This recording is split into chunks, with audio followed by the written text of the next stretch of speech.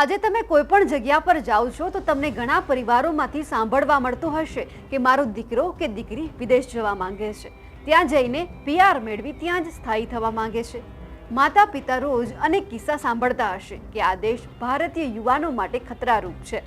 વિદેશમાં આપણા બાળકો સુરક્ષિત નથી, કારણ કે રોજના અનેકો કિસ્સા સામે આવે છે કે વિદેશ જવું આ વ્યક્તિને ભારે પડ્યું।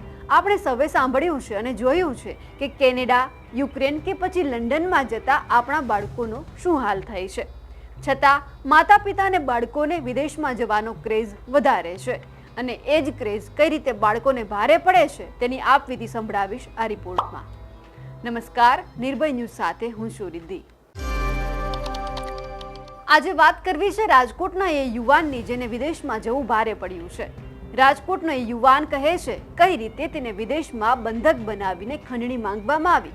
તે દક્ષિણ આફ્રિકા ગયો અને જ્યાં તેમને અજાણ્યા યુવકો દ્વારા બંધક બનાવવામાં આવ્યો અને ત્યારબાદ તેના પરિવારજનો પાસેથી 22 લાખ રૂપિયાની માંગણી કરવામાં આવી રહી છે।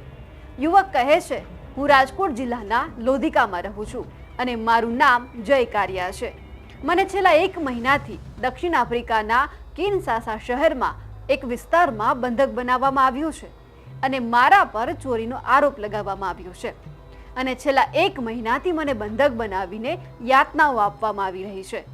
હાલમાં મેં આ વિડીયો જાહેર કર્યો છે જેમાં હું મારી આપવીતી વર્ણવી રહ્યો છું। આ વિડીયોમાં પણ હું કહું છું કે બંધક બનાવનારાઓ મારા પરિવારજનો પાસેથી મને છોડાવવા માટે 22 લાખ રૂપિયાની માંગણી કરી રહ્યા છે।